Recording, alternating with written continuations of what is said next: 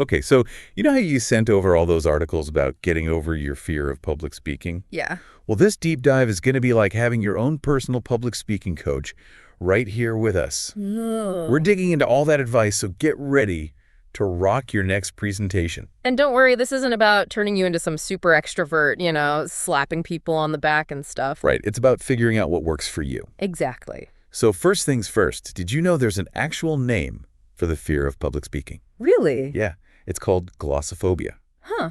I guess that makes sense. It's so common. Totally. One article even compared it to like this ancient wiring from our caveman days. Like when you're about to give a presentation and your heart starts racing, it's basically the same fight or flight response that kept our ancestors safe from saber-toothed tigers. Wow, our brains haven't quite figured out that a PowerPoint presentation isn't a life or death situation. I know, right? But the good news is we can totally outsmart those caveman instincts. Oh, yeah, how so? Well, a bunch of the articles mention this idea of reframing. So instead of thinking fear, think excitement. Oh, that actually makes sense. Your body's just getting hyped up for something important. Exactly. Like one article I read even called it your fuel gauge. The more nervous energy you have, the more passion you can bring to your talk. Yeah, I love that. Speaking of bringing the energy, can we talk about prep? I feel like that's where confidence really comes from. You are speaking my language. Yeah. The articles were super clear. Prep is non-negotiable. It's like you wouldn't show up to a baking competition with a half-baked recipe, right? The perfect analogy. And knowing your audience is key too. It's like one article said, like tailoring a gift. You don't get a Star Wars fan a Star Trek figurine. Right. You got to know their interests, what they already know about the topic. One article even mentioned thinking about their emotional state. Like, are they coming in anxious, excited, skeptical? That can totally change how your message comes across. So true. And then there's the whole practicing thing. I used to be queen of last-minute prep, but these articles have made me rethink my whole strategy. Well, think of it like this. Every time you practice your presentation, you're hitting the replay button on your confidence. The more you know your stuff, the less you have to rely on notes or freak out about forgetting what to say. It's like wearing those mental grooves so deep you could deliver your talk in your sleep. But even when we think we're prepared, there are still those mental hurdles, like imposter syndrome. Have you ever heard of using visualization to combat that? Oh, absolutely. Actually, one study found that athletes who mentally rehearsed their performance had similar brain activity to when they physically practiced. So you're saying if we can convince our brain that we've already rocked that presentation, we're more likely to actually do it in real life. Exactly. And you know what goes great with visualization?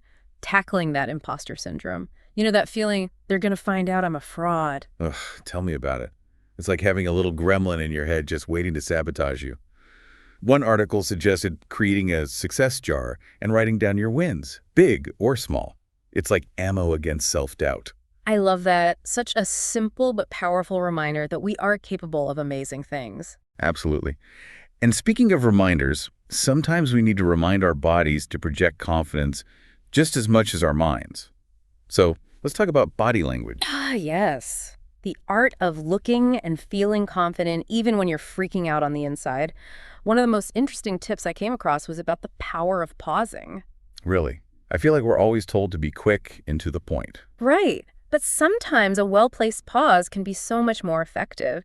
It gives your words a chance to sink in, and let's be honest, it gives you a chance to breathe and collect yourself. It's like that saying, it's not always about what you say, but how you say it.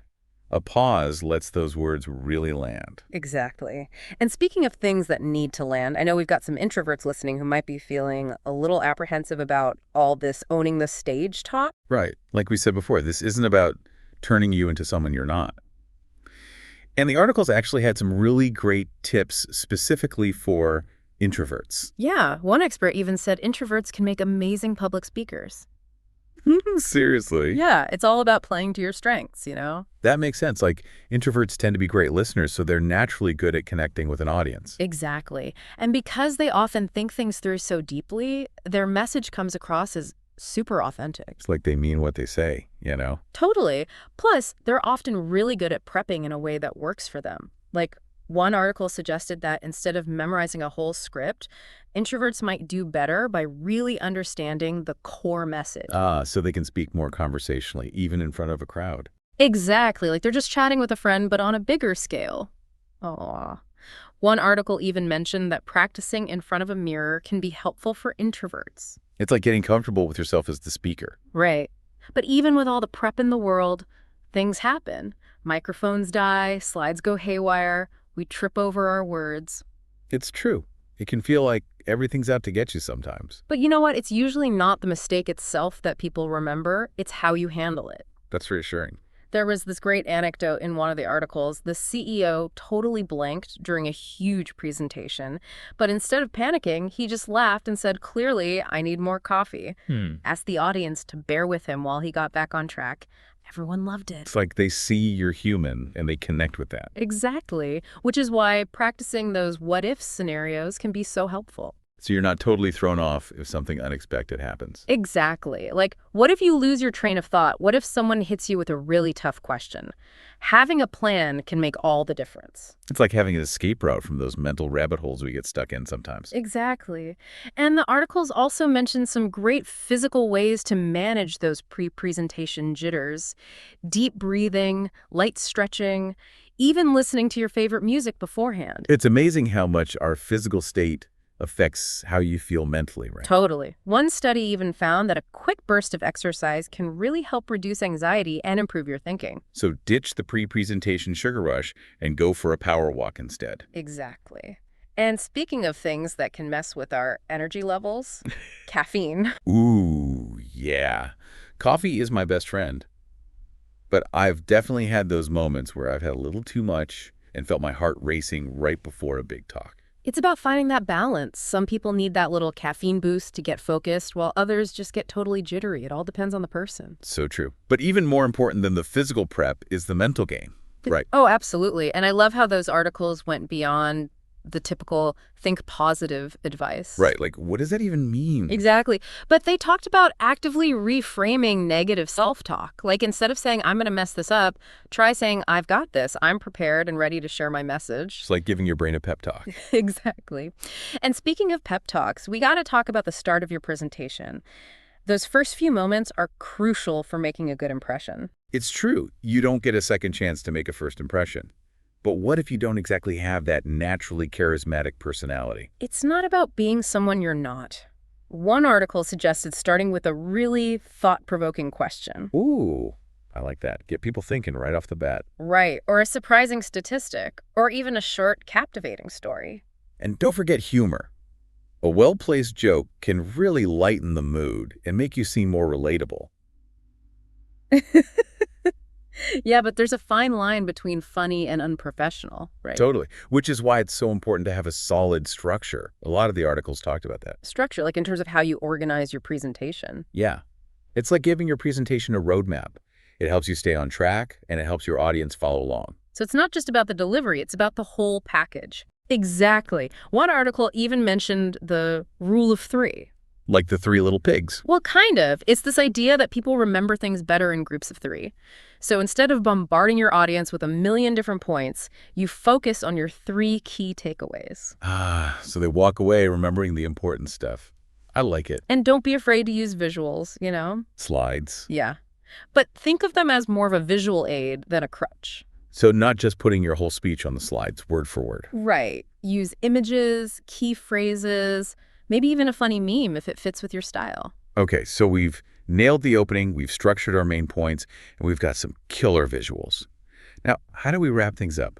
What makes a good closing? A lot of the article said it's all about ending on a high note. Give your audience something to think about, you know? Like a call to action. Exactly. Or maybe a final thought that really brings your message full circle. I remember one article gave this example of a speaker who ended their talk about climate change with this really powerful challenge to the audience. They asked everyone to think of just one small thing they could do in their daily life to make a difference. Wow, that would definitely stick with people. It's about making it personal, you know? And don't forget the power of a strong closing sentence. Oh yeah, that last impression really matters. It's like your mic drop moment.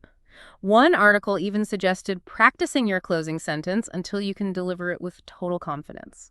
I love that. But even with all the prep in the world, sometimes things don't go as planned, right? It's true. That's where being flexible comes in. One article compared it to jazz improvisation. You have your main melody, but you got to be ready to riff a little, you know? Yeah. So being able to go with the flow is key. Exactly. Like, if you lose your train of thought or someone throws you a curveball question during Q&A. Ooh, Q&A. That can be scary. It doesn't have to be. Think of it as a conversation with your audience. They're just curious to learn more. Okay, that's a much less intimidating way to think about it. And if you get stumped by a question, it's okay to say, "That's a great question. I don't have the answer right now, but I'll definitely look into it." Honesty is the best policy. Exactly. At the end of the day, people are rooting for you. Oh, that's actually kind of sweet. They want to see you succeed. So take a deep breath, be yourself, and enjoy the experience. That's such a great note to end on. If I had to sum up everything we talked about today, it's not about being perfect. It's about finding your own authentic voice and sharing your message with the world. I couldn't have said it better myself. So to everyone listening, the next time you have a chance to share your story, don't shy away from it. Embrace it. Rock that presentation.